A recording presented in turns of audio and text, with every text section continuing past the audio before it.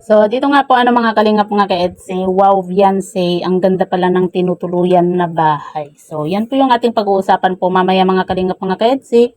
Pero bago po natin ipagpatuloy ang video ito sa mga bago pa lang po sa ating munting channel, huwag po natin kalimutang suportahan ang ama ng Kalingap, Kuya Val Santos Matubang at Kalingap Rab. At paunawa, panoorin po muna ang full video bago mag-comment para malaman ang nilalaman nito. So, dito nga po mga kalingap mga ka-EDSE, wow, ang ganda pala ng tinutuluyan ni Beyonce na bahay. Pero bago po yan mga kalingap mga ka-EDSE, pag-uusapan lang po muna natin yung pasilip nga po ni Kuya Val nga po sa bahay po nila Beyonce. Grabe po mga kalingap mga ka-EDSE, nakita nga po natin sa upload nga po ni Kuya Val na talagang napakaganda po at napakalaki po ng bahay po nila Beyonce. At makumpleto na rin po ng gamit nga po. May mga dining table na rin po, may meron na rin pong kama nga po itong si Beyonce at mga kutson sa bawat kwarto nga po At okay na rin po yung sala.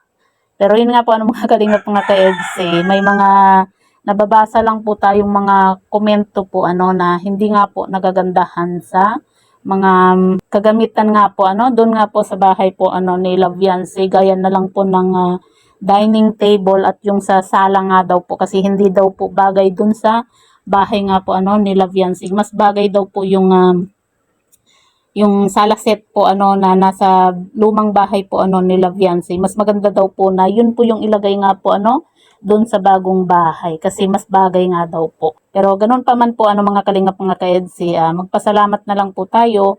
At least ang mahalaga po mga kalingap mga ka-EDSE, makakalipat na po sila Beyonce, meron na po silang bahay, di ba? Kumpleto na po ng gamit. Yun po yung pinakamahalaga po mga kalingap. Kasi di ba, yung pangarap lang naman po noon ni Beyonce ay yung makalipat lang po sila kahit nasa kubo-kubo lang.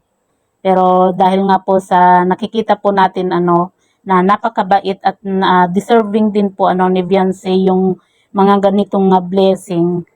Kita naman po natin na talagang grabe din po yung pagmamahal po na ibinibigay po ng mga sponsor nga po dito kay Beyonce.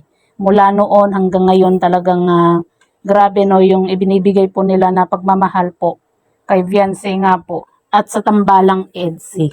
Kaya ang isa po pagkatapos nga po ng ribbon cutting nga po ng bahay po nila Beyonce, meron pa po tayong aabangan.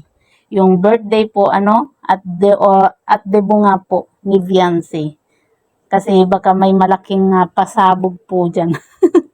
'Di ba? Lalo na po at kumbaga 18 na po itong si Beyonce, nasa tamang edad na po, 'di ba?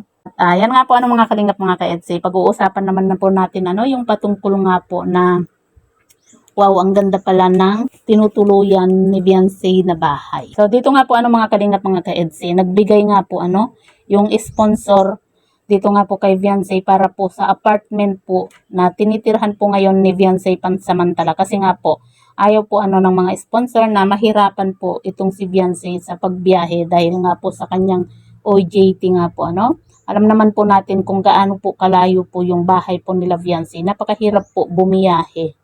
'Di ba? Kaya naman na nagbigay po ng pagmamahal yung sponsor po ni Beyonce na si Ma'am Rexy at Sir Lito nga po kung hindi po ako nagkakamali. At doon nga po tumutuloy ngayon itong si Beyonce sa katapat lang po ng kanyang pinag-OOJT-han nga po mga kalingap. At ang aabangan na po natin ngayon ay yung cutting ribbon naman po ng bahay po nila Beyonce dahil inaasikaso na po yung sa tubig at kuryente nga po. Kaya abang-abang na lang po tayo kung kailan nga po yung ribbon cutting po ng bahay po nila Beyonce.